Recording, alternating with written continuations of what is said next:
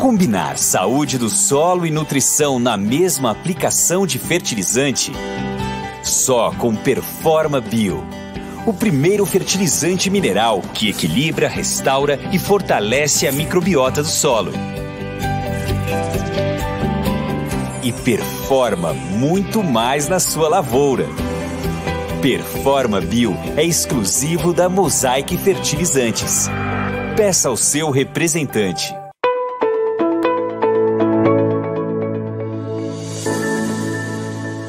Muito bom dia, agronegócio. Hoje é quarta-feira, dia 14 de dezembro de 2022. Agora são 9h09 pelo horário oficial de Brasília. Nossa abertura de mercado está no ar para que vocês sejam sempre os produtores rurais mais bem informados do Brasil. A gente vai te trazer aqui as notícias mais relevantes desta manhã de hoje. Vamos trazer o andamento dos preços, a movimentação das bolsas internacionais que já está acontecendo, enfim, tudo aquilo que você precisa saber para tomar boas decisões. Esse é o objetivo aqui do nosso Bom Dia Agronegócio. Já tem muito mais muitas perguntas aqui hoje. Mande de fato os seus questionamentos, eu vou tentando responder tudo por aqui. Obrigada pelas gentilezas que eu já estou recebendo aqui também. Então, vamos juntos nessa próxima hora para trazer todos esses pontos que são importantes. Mais do que isso, vamos também falar sobre as projeções dos mercados agropecuários, vamos falar do macro cenário, porque hoje, novamente, é dia de Federal Reserve, Banco Central norte-americano, vai trazer algumas informações e esse é um dos nossos destaques também. Então, a gente vai fazer todo esse balanço para você começar bem o seu dia. Lembrando que o Bom Dia Agronegócio tem o apoio da Cochupé, a maior cooperativa de cafeicultores do mundo, e que a Letícia Guimarães está nos acompanhando pela redação do Notícias Agrícolas, fazendo ali essa interatividade, fazendo essa ponte entre nós e vocês. Então, todas as perguntas, as dúvidas, os comentários que vocês forem mandando, a gente vai trazendo aqui.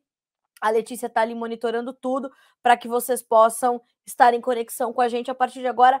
Linhas de comunicação abertas, tá certo? Facebook, Instagram, YouTube, a gente está ao vivo em todas elas e também estamos ao vivo pelo noticiasagricolas.com.br. Vamos começar então com a nossa rodada de preços. Hoje é um dia de queda para as commodities. Soja, $14,73 por bushel, nós temos 0,4% de perda. No milho, $6,49, 0,5% de baixa. O trigo, $7,45, caindo 0,7%. Ainda na Bolsa de Chicago, o farelo de soja tem uma pequena alta de 0,4% para $454 e 454 dólares redondinhos no contrato janeiro, que é o mais negociado agora por tonelada curta. Eita, Carla Mendes.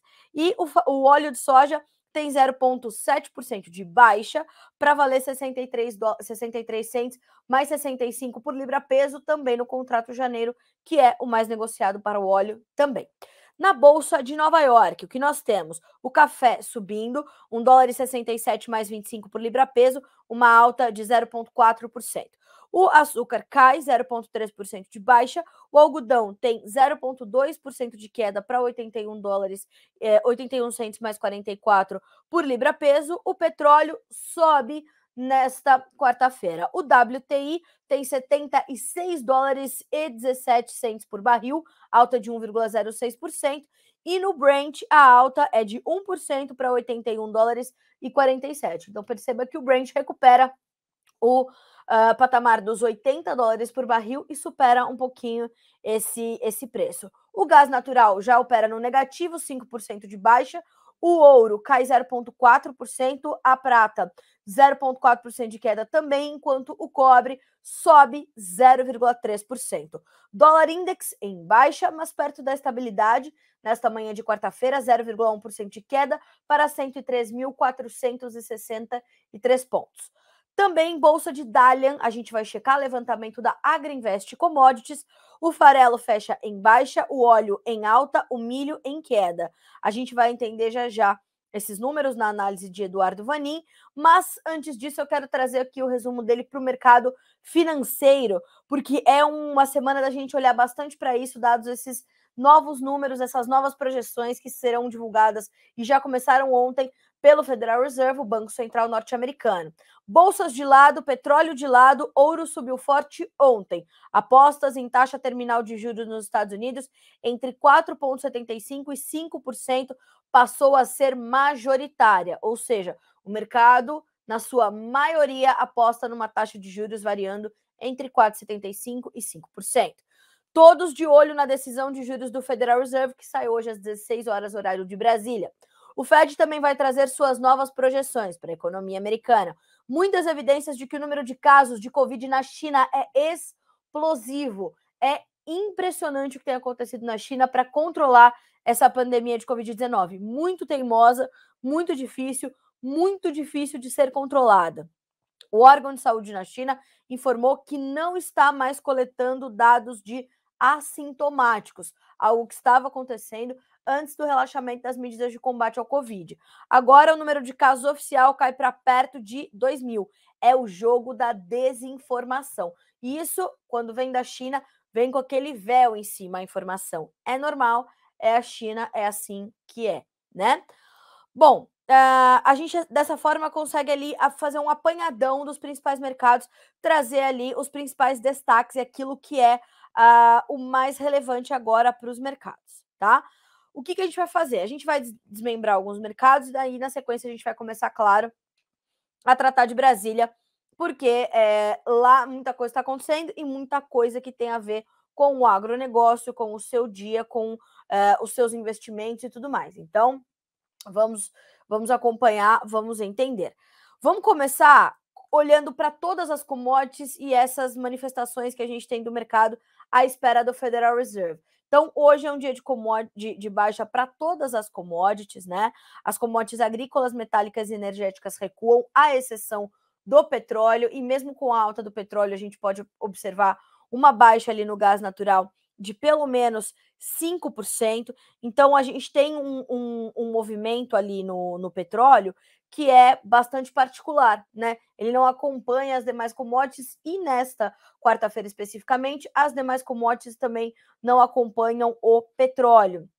Então, a gente está olhando para essas commodities todas recuando neste dia que parece ser de um pouco mais de cautela, um pouco mais de aversão ao risco, até eu diria, com a espera por esses números do Federal Reserve. Ontem foram divulgados números sobre a inflação nos Estados Unidos, números que também deram alguma direção para o mercado, mas de qualquer forma, os números de hoje também são bastante aguardados. Veja só a análise de Eduardo Vanin. Ontem, a inflação deu mais sinais de que o seu pico nos Estados Unidos ficou para trás. A inflação cheia, em 12 meses, caiu de um pico em junho de 9,1% para 7,1% em novembro. Essa foi a parte boa. Análise de Eduardo Vanin, analista da Agriinvest Commodities. A parte não tão boa é que a queda continua sendo conduzida por energia mais barata e carros usados. Aluguel continua subindo forte e também os serviços médicos. O número foi bom, mas ainda não mostra consistência. E é isso que o mercado espera da economia norte-americana, que caminhe para consistência. Os números dessa semana do mercado de trabalho de pequenas e médias empresas continuam ruim. Os pequenos e médios empresários continuam com mais vagas abertas do que trabalhadores a fim de trabalhar. Aí é um sinal importante. Essas empresas não têm condições de investir em automação ou terceirização, como uma Amazon, por exemplo, aqui na análise do Vanin. Para continuar crescendo, o único jeito é contratando e pagando salários mais altos. Vai acontecer? Não vai acontecer? Como o pagamento de salários mais altos poderia influir, né, e influenciar na inflação? Isso é importante. Aí o Vanin diz assim, ó, se o Federal Reserve continuar determinado em trazer a inflação para a velha meta de 2%, vai ter que causar muita dor para os pequenos e médios. São eles que geram 70% das vagas de trabalho. Hoje temos a decisão do Federal Reserve e suas novas projeções de PIB, desemprego, trabalho, inflação e taxa de juros para os próximos 2 anos. As apostas são de taxa terminal em algo entre 4,75% e 5% em maio e os primeiros cortes de juros em novembro e dezembro de 2023. Será que vai acontecer? Não temos tanta certeza assim. E aí, as informações que partem agora da agência de notícias Reuters dão conta de que essa vai ser a última reunião de política monetária do ano, né? Pelo Federal Reserve, concluída nessa quarta-feira. É aquela reunião de 2 dias, né? Já começou ontem, hoje conclui. Em meio a uma queda inesperada na inflação, um consenso em torno de um ritmo mais lento do aumento dos juros e com os mercados preparados para interrupção do aperto monetário. Já é hora de interromper o aperto monetário? É isso também que né, se questiona, é isso que o mercado se pergunta, se já é hora realmente da gente interromper esse aperto monetário lá nos Estados Unidos. Olha só, junto com... As autoridades do Fed sinalizaram nas últimas semanas que elevarão suas taxas de juros em 0,5 ponto percentual em sua reunião de 2 dias desta semana, recuando depois de 4 aumentos consecutivos de 0,75, em um reconhecimento de que os juros estão se aproximando do nível necessário para desacelerar a economia e conter a inflação. Então, às 16 horas, horário de Brasília, olhos voltados para o noticiasagricolas.com.br, onde esses números serão divulgados, claro, em primeira mão para você, sempre por aqui, nossa equipe de jornalismo atenta a tudo para que você seja o produtor rural mais bem informado do Brasil. Então, olhando para as commodities, o que nós temos? Mais cautela, foco em outros investimentos mais seguros, pelo menos até que saiam esses dados e o mercado tenha ali a sua primeira reação no macro cenário. Aí quem está comprado, vendido nas commodities, vai redefinir os seus rumos ali, vai redefinir as suas direções na sequência dessas divulgações. Volto a repetir, 16 horas, horário de Brasília, certo? Então temos essa condição que é um ponto para a gente entender e esmiuçar ao longo desta quarta-feira, última reunião de política monetária do Copom, do Federal Reserve. Copom aqui no Brasil, Carla Mendes, bom dia, hein? Bom, vamos falar um pouquinho do complexo soja? Vamos olhar então para os preços na Bolsa de Chicago nesta manhã de quarta-feira, porque temos aí preços em queda, preços no vermelho. Janeiro, 14 dólares e 73 centos por bushel, perda de 6 pontos mais 25. Março, 14,77, cai 7 pontos. Maio, 14,82, queda de 6 pontos e meio. Julho, 14 dólares e 85, perdendo 6 pontos. Ainda no complexo soja, quem recua também é o óleo. O óleo tem tido uma semana muito volátil, já subiu forte, já caiu agressivamente e hoje está trabalhando aí com essa baixa de 0,7%, que é quase que uma máxima ali nos principais contratos, de 0,5% a 0,7% de baixa nos mais negociados. O janeiro, que é o mais negociado agora, 63 centos mais 67 por libra, os mais distantes, todos eles na casa dos 62 centos por libra peso, então março, 62 centos mais 99, maio, 62 centos mais 49, julho de 23, 62 centos mais 1 por libra peso. O mercado de óleos vem bem volátil esta semana. De um lado, olha essa movimentação do petróleo, de outro lado, olha para os demais óleos vegetais. Então, a gente tem tido uma necessidade de monitorar essa questão dos óleos. E isso faz com que, inclusive, os prêmios do óleo de soja continuem pressionados, porque subiram muito as cotações nas bolsas, na Bolsa de Chicago especificamente. E o que acontece? Quando a gente olha para o trigo, por exemplo, a gente tem uma sinalização importante. A gente viu o mercado de trigo subir forte nesse início de semana por conta daquele ataque ali nas instalações de energias da Ucrânia pela Rússia, né? Isso tracionou bastante o trigo, fez os preços subirem, porque o Porto de Odessa ficou fora de operação, mas voltaram ao normal as operações do Porto de Odessa. A gente tem ali uma condição melhor da logística. O acordo está mantido, né? Foi renovado em novembro, então a gente tem uma manutenção do acordo para continuar exportando os produtos agrícolas da Ucrânia ali pelos portos da região do Mar Negro. E naquela região do Mar Negro, vou me valer novamente das análises de Eduardo Vanin, tem muito óleo. A gente está falando da Ucrânia como o maior exportador global de óleo de girassol, né? Então, a gente está falando do seguinte, Óleo de girassol ofertado em Roterdã, $100 por tonelada, mais barato do que o óleo FOB Paranaguá.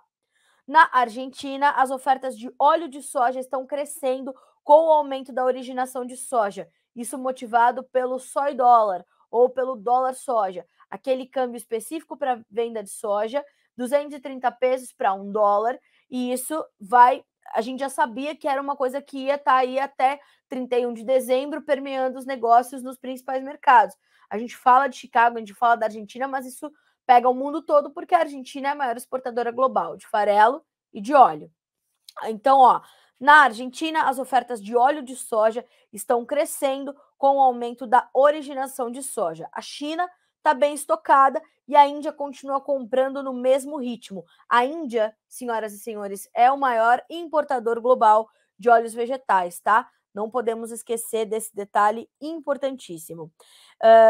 A Indonésia projeta forte crescimento para a produção de óleo de palma para 2023. Em 2023, os modelos mostram neutralidade climática, né? Então, esse padrão para superproduções de óleo de palma, segundo também Eduardo Vanin. No Brasil, o clima quente e seco no sul já começa a cobrar o seu pedágio sobre o milho verão no Rio Grande do Sul. Consumidores ainda precisam cobrir o fevereiro, nos diz também Eduardo Vanin. Já já a gente começa a trazer mais algumas informações de milho. Então percebam que o mercado de óleos vegetais tem tido uma semana bastante volátil, mas tem aí alguns fatores de pressão que são importantes, né? Vinha subindo por conta da seca na Argentina, no final de semana choveu alguma coisa por lá, nada que fosse suficiente para mudar a cara da safra, né? Mas bastante importante para trazer essa mudança aí, pelo menos nesse ímpeto de alta do mercado. Mas a semana tem sido extremamente volátil para as cotações da soja em Chicago, mas trazendo ainda preços importantes. Agora, aqui para o Brasil, falamos de soja grão, falamos de óleo, vamos trazer essa realidade para o Brasil. Ontem, o Luiz Fernando Gutierrez, analista das safras e mercado, trouxe uma perspectiva bem interessante numa entrevista que deu a Alexander Horta no fechamento de mercado, falando sobre a condição dos prêmios aqui no Brasil, que estão pressionados, de um lado, pela menor demanda interna por soja e de outro, pelas altas em Chicago. Então, isso, né, essa alta forte em Chicago, os preços flertaram novamente com $15 por bushel, ajudam a pressionar os prêmios. E isso faz com que a tendência para os preços da soja em reais acabe continuando a ser de baixa, segundo Luiz Fernando Gutierrez, analista das safras e mercado. Vale a pena você recuperar essa entrevista. É uma entrevista bem concisa, bem direta, e esta é a demanda de Luiz Fernando Gutierrez. Menor demanda interna por soja, pressiona prêmios e mantém cotações em reais com tendência de baixa, mesmo com Chicago em alta. 14,50 por bushel tem se mostrado um importante suporte para as cotações em Chicago, pelo menos no curto prazo. Foi um dos destaques que eu dei no começo dessa semana, né? Apesar das quedas, apesar da volatilidade, estamos mantendo ali os 14,50 mais, o que é muito importante. Teve, hoje é quarta, na segunda, os preços perderam mais de 20 pontos, né? E ainda assim terminaram ali acima de 14,60. Então, esse piso importante dos 14,50 é determinante para a gente entender que é um suporte forte para as cotações em Chicago e que vão ajudar a manter cotações, pelo menos em níveis adequados aqui para o produtor brasileiro. Mas já não são os melhores momentos, naturalmente, e soma-se a isso a volatilidade cambial, porque hoje nós já temos o dólar a R$ 5,36, numa alta de 0,8%. E temos tido uma semana muito agitada também, é semana de coletiva do gabinete de transição, semana de nomes sendo anunciados para o Ministério da Economia, que voltará a se chamar Ministério da Fazenda, na gama de 35 ministérios que terá o novo governo. Enfim, a gente vai falar já já sobre isso e do nome que vai assumir o BNDES. Aí é que a porca torce o rabo, aí vamos ver o que vai acontecer com o Brasil. Este é o quadro para o complexo soja, portanto. Ok? É isso que está movendo ali o mercado. Para o Brasil, atenção redobrada sobre prêmios e dólar. Na Argentina, atenção não só sobre o clima, mas também sobre o dólar soja e o impacto que isso tem nas exportações e na demanda interna para influenciar milho, óleo e farelo. Para completar, vamos dar uma olhadinha nos demais grãos lá em Chicago. Vamos olhar como é que estão trabalhando os futuros do milho e os futuros do trigo para a gente falar um pouquinho sobre o trigo. Milho, baixas de 13,5 a 4,5 pontos. O dezembro tem $6,39 por bushel, o março $6,49, o maio $6,49 também, e o julho $6,45 por bushel. Na B3, vamos dar uma olhadinha no milho. O milho na B3 sobe, a exceção do janeiro, que caiu um tiquinho só, 0,09% para R$ 87,70 por saca. Nós temos ali o março, R$ 91,30, alta de 0,08%. O maio, R$ 90,94. O julho, R$ 8,00. Ah, Deus me livre. R$ 88,52. Eu já noticiei milho a R$ 8,00 por saca em Sorriso, Mato Grosso, quando eu comecei a trabalhar no agro. Deus do céu. Era um Deus nos acuda. Era um Deus nos acuda. Não tinha, não fechava custo de produção, tinha que fazer PEP, PEPRO, todo dia você esperava um anúncio da Conab, era uma loucura sem tamanho, né? Hoje a gente começa a trazer alguma estabilidade para esse mercado. Bom, antes da gente falar um pouquinho sobre o trigo, olha só o que diz ainda o Eduardo Vanin. O milho de fora do estado, no Rio Grande do Sul, está liquidando melhor. O programa de exportação vai passar de 44 milhões de toneladas no Brasil, na avaliação da Agriinvest, e a B3 continua trabalhando abaixo da paridade de exportação. A margem do exportador de milho está negativa. Vamos exportar um bom volume em fevereiro? Pergunta Eduardo Vanin. Ele responde assim, ó. Depende do spread entre o mercado interno e externo, frete e espaço nos portos, que vai competir com a soja, né? A demanda externa está pedindo oferta. Acho que daqui a pouco o milho americano vai voltar a dar conta. Então, eu sugiro que você acompanhe a nossa programação especial de final de ano, nas 2 últimas semanas de dezembro, porque ali a gente já está produzindo, né, essa programação.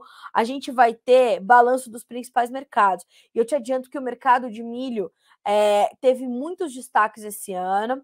A gente tem destaques importantes ali pontuados pelo Anderson Galvão, analista de mercado da Celeris Consultoria. É bem importante você deixar aí no seu radar essa programação, tá? A gente vai te trazer ali esses balanços e essas projeções para 23, e são importantes para você, inclusive, pensar os seus investimentos, pensar as suas decisões, a sua gestão, tá certo? Vamos olhar para isso também. Bom, todas as commodities que subiam já passam a recuar. O café que estava testando ali algum fôlego, alguma melhora, já opera em campo negativo, mais uma vez, na Bolsa de Nova York. Trigo, mercado voltando também a recuar nesta quarta-feira. Nós temos aí uma queda de quase 1% para os preços, que subiram bem na segunda e na terça, por conta dessas questões da guerra. A guerra continua, mas é sabido que nós temos trigo para tirar da Rússia, para tirar da Ucrânia, para chegar, né, para fora disso. Então, o mercado volta a recuar. De outro lado, não se esqueçam que a gente tem incertezas e inseguranças sobre a safra de diversos países e origens importantes para o contexto global do trigo. Então, a gente olha para isso com alguma atenção, porque há preocupações. Isso é líquido certo. Inclusive, acabou de chegar aqui no noticiasagricolas.com.br informação de que as exportações de grãos da Ucrânia caíram 31,5% até agora na temporada 2022-23 para 19,7 milhões de toneladas. A Ucrânia exportou quase 19,7 milhões de toneladas de grãos até agora, uma queda de 31,5% em relação aos 28,7 milhões exportados no mesmo estágio da temporada anterior, dados do Ministério da Agricultura ucraniano. O volume incluiu cerca de 7,3 milhões de toneladas de trigo, 10,8 de milho e cerca de 1,5 milhão de toneladas de cevada. Depois de um bloqueio de quase 6 meses causado pela invasão russa, 3 portos ucranianos do Mar Negro foram desbloqueados no final de julho por meio de um acordo entre Moscou e Kiev, mediado pelas Nações Unidas e também pela Turquia. O governo disse que a Ucrânia pode colher cerca de 51 milhões de toneladas de grãos este ano, abaixo do recorde de 86 milhões de 2021, devido à perda de terras para as forças russas e aos rendimentos mais baixos. Mas ainda assim, o que é interessante da gente observar é que o USDA, o Departamento de Agricultura dos Estados Unidos, no seu último relatório mensal de oferta e demanda, desta última sexta-feira, dia 9, apontou um aumento nas exportações de milho, por exemplo, da Ucrânia, o que é bastante surpreendente, né? Eu entendo que a gente tem milho para exportar e tudo mais, mas a gente tem a logística ainda muito comprometida, né? Então, vamos entender, vamos acompanhar. É importante da gente ter isso no nosso radar. O trigo está em níveis pré-guerra de preço, mas tem muitos fatores ainda de atenção para as cotações. E segundo o Marcelo De Bacco, né, que é um dos grandes conhecedores aí do mercado brasileiro e global de trigo, a gente tem um momento de ouro para os compradores mundiais de trigo. Sugiro que você acompanhe também a agenda do trigo com o Marcelo De Bacco ali no nosso Tempo e Dinheiro, a partir de 12h30 com o João Batista Olive, tá certo? Bom, falamos então sobre o mercado de trigo. Antes da gente partir para os demais mercados, vamos passar aqui pelos nossos comentários. Bom dia, Carlinha. Vamos às notícias do Brasil e do mundo. Márcio Fagundes, bom dia, Márcio.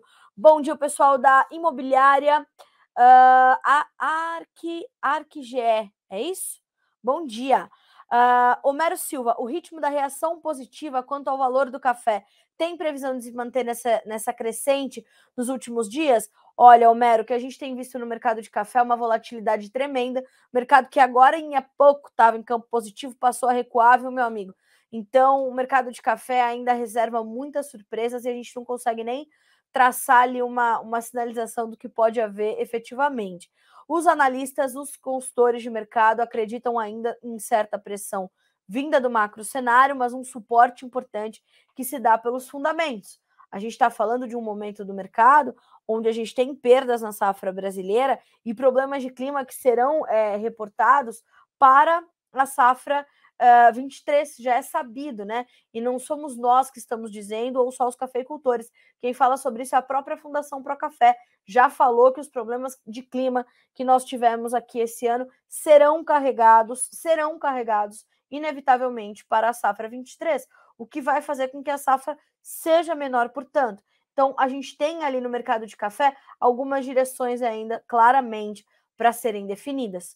Então, a gente vai entender, vai monitorar, mas é um dia ainda não, né? Um momento ainda de alguma insegurança, de alguma incerteza.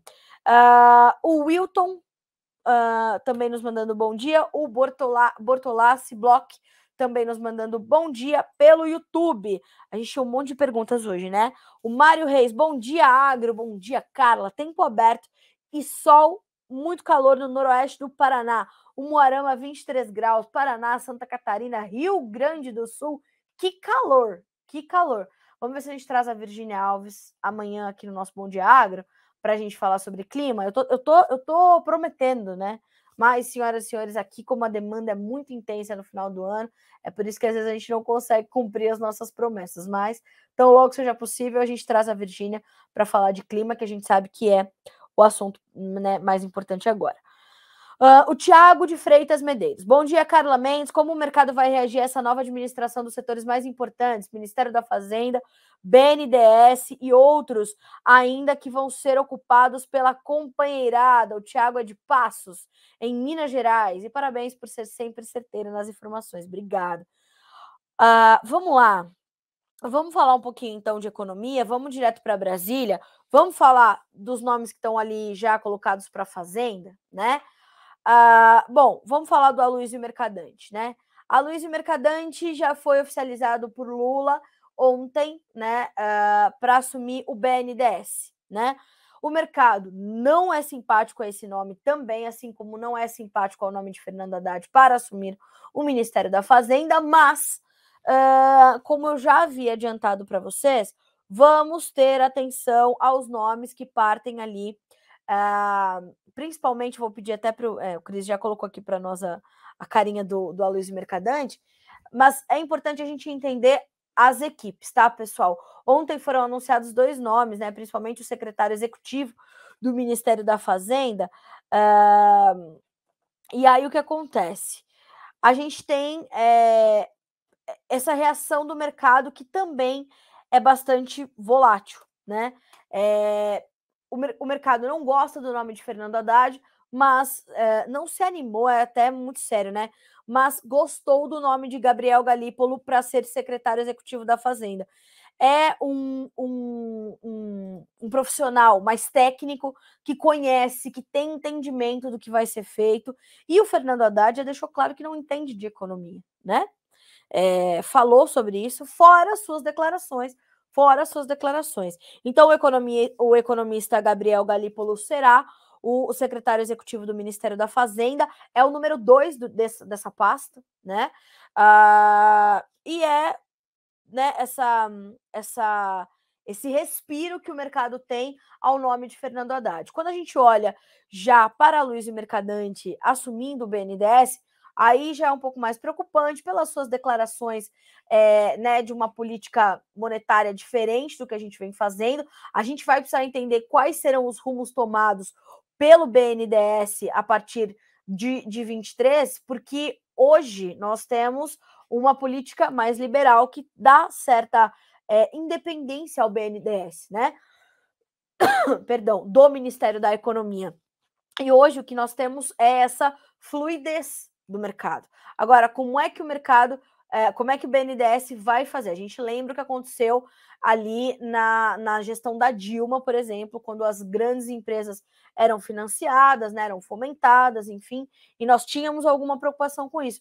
Qual será o estilo de governo, o estilo de gestão para o BNDES de Aloysio Mercadante? É a pergunta que o mercado se faz agora, ao mesmo tempo em que olha para esses novos nomes que são definidos ali para o Ministério da Fazenda. Então, nós temos que ter esse entendimento de que, mais uma vez, Fernando Haddad não é um nome simpático para o mercado não aceita, até pelas declarações em relação às questões fiscais, né? É sabido que a gente deve ter uma gestão econômica muito mais intervencionista, um Estado mais inchado.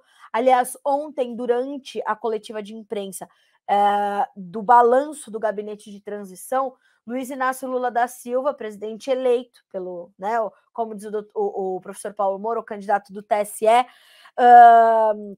nós temos o que acontece, um entendimento de que a gente não tem mais, Lula deixou claro que acabou a era das privatizações, né? Então, como é que vamos avançar, né? O Estado inchado, a mão pesada do Estado vai voltar a, né, ficar ali sobre a economia.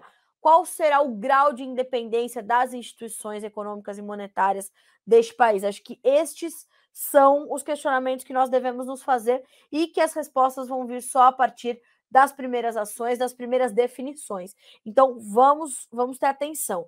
Volto a dizer, o nome de Mercadante não é bem recebido. O mercado ontem recuou na Bovespa, o dólar subiu, então logo o seu nome foi trazido à oficialização. Na sequência, o nome de Gabriel Galípolo já trouxe algum equilíbrio e o mercado foi testar alguma estabilidade. Hoje, vamos reforçar que a questão cambial, nós temos ali o dólar com alta de 0,5% e R$ 5,34. Então, olhar para isso vai ser bastante importante. Espero que assim, Tiago, eu tenha te respondido, porque, como eu falei, agora temos ainda mais perguntas do que respostas. Então, ainda vai ser difícil a gente entender e saber Como é que o mercado vai reagir com essas novas administrações, como você acaba de me perguntar? O Mário Reis Almeida, lamentável tanto que se lutou para criar leis rígidas das estatais, e isso irá levar as estatais de novo a ficar na mão dos políticos populistas. E aí, nesse ponto, eu concordo inteiramente contigo, acho que a privatização é o avanço, né? E disse mais, né? Lula disse mais, as nossas estatais não estão à venda. A gente não acha isso, né, senhor Luiz Inácio Lula da Silva? Mas a privatização, ela mostrou os seus bons resultados. Nessa semana que eu dei os números do lucro das estatais bem geridas, ao lado das privatizações, e quando nós tínhamos governos, de fato, um pouco mais populistas, né, e o prejuízo de 30 bi que a gente teve ali nas nossas estatais. Então, como nós não temos a maturidade que deveríamos ter para gerir essas estatais, tampouco a lisura, né, porque a Lava Jato, a gente não pode esquecer do Petrolão. O Petrolão tinha no centro a Petrobras, né? A nossa maior riqueza, né? Enfim, ou uma das nossas maiores riquezas. Aí ele quer falar sobre as nossas empresas, as nossas estatais não estão à venda? Ah, Lula, pelo amor de Deus.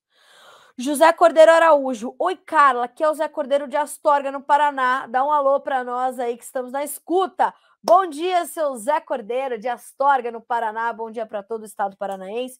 Sejam bem-vindos ao nosso Bom Dia Agronegócio. Bom dia também para o Dionaldo Salles Oliveira, para a Patrícia Jaques, para o Mozart Augusto, que está me dizendo aqui, ó, que o clima está muito bom para soja lá em Ipuiuna, Minas Gerais, né? E o Mário Reis diz o seguinte, ó, não à direita, não à esquerda, é isso, é olhar para né, o que a gente precisa olhar? Qual o tamanho da máquina pública? A gente está gerindo bem a máquina pública? Ah, não estamos. E a gente quer olhar e dizer que a gente não vai mais privatizar, ou que a gente não vai mais... É o Estado mais inchado. O Estado intervindo mais na economia deve ser uma marca do governo, como foi em outros governos do PT. Vamos acompanhar, tá? Vamos acompanhar. Eu, na minha pouca experiência de vida, tá? Então, atenção total. Bom, ainda em Brasília, falamos então dessa situação, vamos falar um pouquinho da questão da PEC da transição. A PEC da transição está na Câmara, tem agora o seu próprio relator. Vamos buscar aqui o nome dele, porque eu já não vou me lembrar, né? O deputado Elmar Nascimento afirmou que os líderes partidários vão antecipar os possíveis destaques que poderão ser incorporados ao texto. A votação deve ocorrer de maneira híbrida, o que não seria tão bom, né? E entre quinta-feira, amanhã, dia 15, e a próxima terça, dia 20, deve-se encerrar a votação da PEC da transição, ou a PEC fura-teto, ou a PEC da gastança, né? O que diz o relator? Vê uma manutenção do texto do Senado, embora na sua entrevista, tão logo foi determinado ali como relator, ele disse, não vou fazer um relatório para ser derrubado, mas vamos ter que discutir, né? Eu e a minha equipe aqui vamos discutir, mas não vamos fazer um relatório para ser derrubado, vamos entender, ok. E aí ele traz essas condições, não acredita numa desidratação muito forte do texto que veio, portanto, da casa vizinha, e abre aspas para o relator. Acredito que nenhum deputado de oposição ou de governo vai votar contra. Agora, a partir daí, o que é que vai prevalecer do texto do Senado é que a gente precisa apurar entre os deputados, segundo disse Elmar Nascimento, deputado do União Brasil da Bahia, tá? Ele é o relator, portanto, da PEC da transição, da PEC fura-teto lá na Câmara. Ele diz mais: às vezes o ótimo é inimigo do bom. Nós vamos traduzir no nosso relatório, a partir do texto base que foi aprovado no Senado, aquilo que representa a maioria da Câmara dos Deputados. Elmar ressaltou que não fará relatório para ser derrotado, como eu já adiantei, e considerou que é necessário apurar, abre aspas, o que pensa a maioria dos deputados. Com um impacto orçamentário de 145 bi, fora da regra do teto de gastos, o relator informou que os principais pontos do projeto, a manutenção do Auxílio Brasil em R$ 600, outros 150 adicionais para famílias que tenham crianças até 6 anos e o aumento real do salário mínimo, terão uma facilidade na aprovação. Vamos entender, vamos acompanhar, certo? Lembrando que a PEC passou no Senado com uma aprovação até considerável, né? Foram 64 votos favoráveis, 48, enfim, foram muitos votos favoráveis, e teve uma passagem ali até que tranquila no Senado. E, segundo os especialistas, a pedreira maior vai ser na Câmara.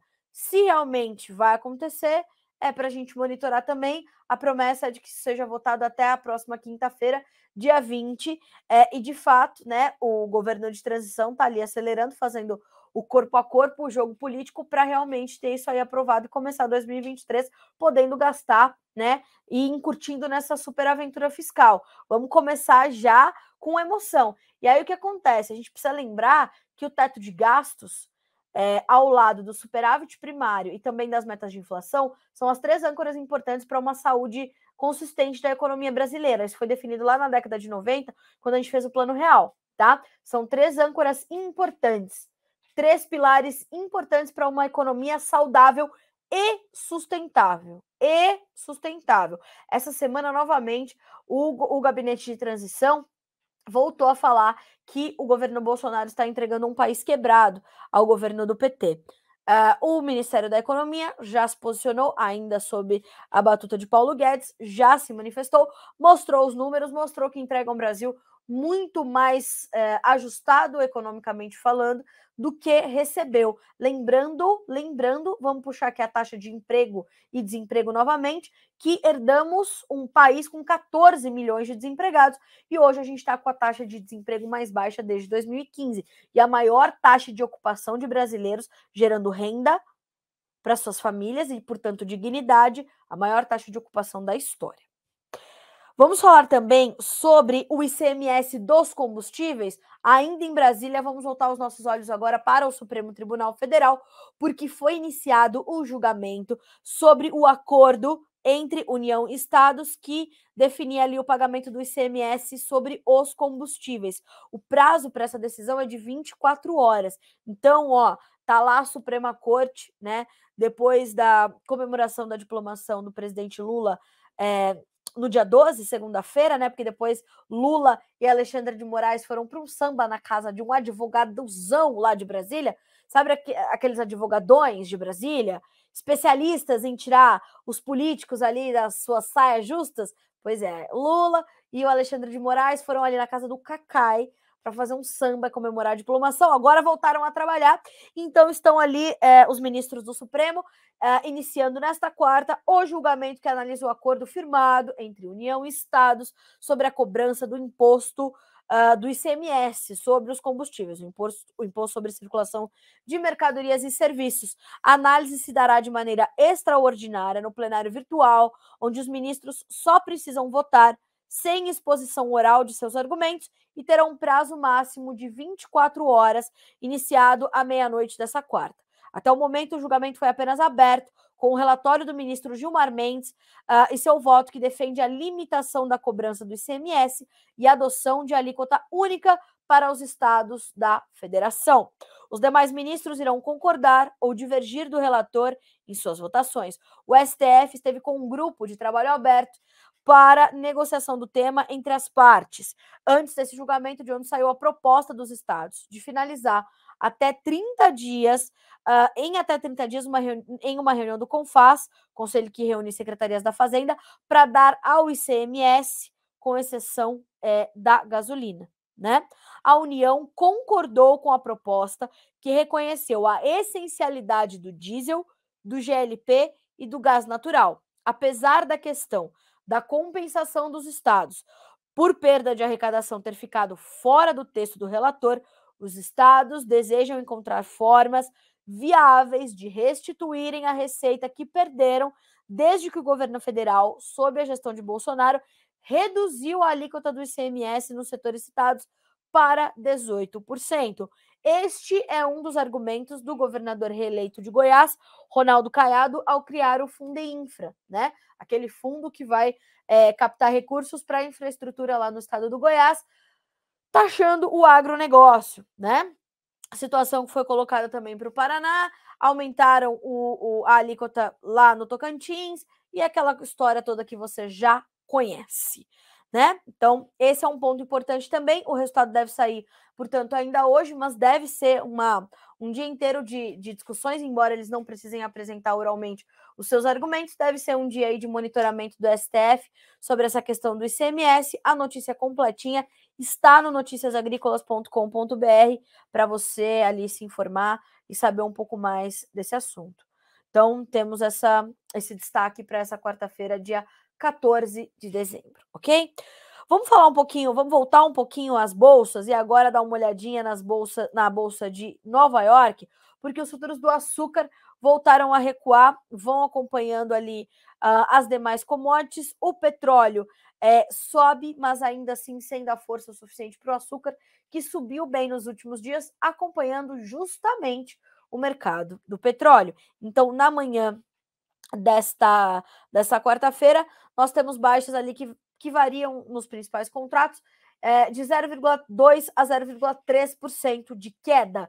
O março tem 19 centos mais 70 por libra-peso, o maio 18 centos mais 54, o julho 17 centos mais 86, o outubro 17 centos mais 69 por libra-peso. O que tem no radar do mercado do açúcar nesse momento, né? A gente tem a produção acima do esperado no centro-sul do Brasil no final de novembro, isso foi um ponto de pressão. O mercado está de olho na origem também indiana de açúcar e abre aspas para o site internacional Barchart e o seu grupo de analistas. O aumento da produção de açúcar no Brasil está reduzindo os preços depois da a União das Indústrias de Cana-de-Açúcar ter informado na segunda-feira que a produção do adoçante no centro-sul do Brasil, na safra 22-23, subiu 2,8% no ano para 32,04 milhões de toneladas. Então, o mercado de açúcar só não cede mais porque tem ali algum suporte justamente no petróleo. Mas olhando para os seus fundamentos, tem um momento de queda, de baixa nesta quarta-feira, tá bem? Vamos olhar também para o mercado indiano. Bom, eu vou aqui abrir o mercado de café, só para a gente, né? Eu já trouxe aqui alguns comentários, mas eu vou abrir aqui o mercado de café na Bolsa de Nova York. Estava subindo, né? A gente até preparou uma tela aqui para vocês de futuros do Arábica, continuam subindo em Nova York. Não aconteceu a tempo da gente mostrar essa tela, mas enfim, os preços voltam a trabalhar em campo negativo. Então, a gente tem dezembro com $1,67 por libra-peso, uma pequena baixa de 0,09%. O março, $1,67 mais 55, 0,2% de queda. Maio, $1,68 por libra, uma baixa de 0,09%. Julho, $1,68 mais 5, 0,3% de queda. Mercado muito volátil no café, na Bolsa de Nova York. E hoje saiu também a análise do CPEA, destacando o Robusta. Ontem nós já destacamos isso também, aqui numa matéria da Virgínia, falando como a indústria vem buscando efetivamente o café Robusta, o café Conilon, aqui no Brasil. Depois das perdas intensas que nós tivemos na produção de arábica, essa busca pelo Conilon, pela indústria brasileira, aumentou. E veja só, a demanda aquecida da indústria brasileira pelo café Robusta para utilização em blends mantém firme o movimento de alta dos preços internos desta variedade. Pesquisadores do CPEA ressaltam que, mesmo com a demanda elevada, o fechamento de negócios tem sido pontual, uma vez que vendedores estão no aguardo de valores mais atrativos para a comercialização do grão.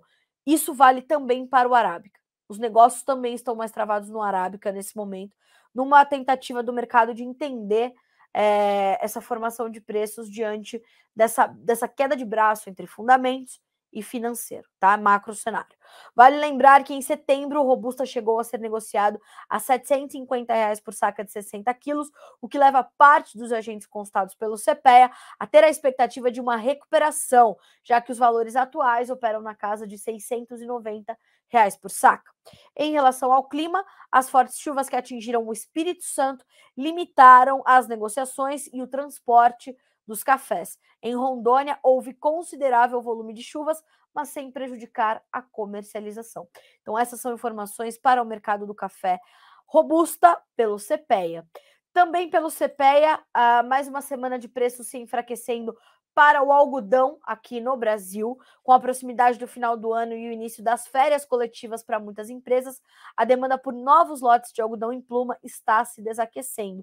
Cotonicultores, por sua vez, estão sem interesse em realizar novas vendas, tendo em vista que se mostram capitalizados e com bom volume da safra já comprometido. Nesse cenário, o ritmo de negócios está lento e os preços da pluma, que vinham registrando reação nas últimas semanas, estão enfraquecidos.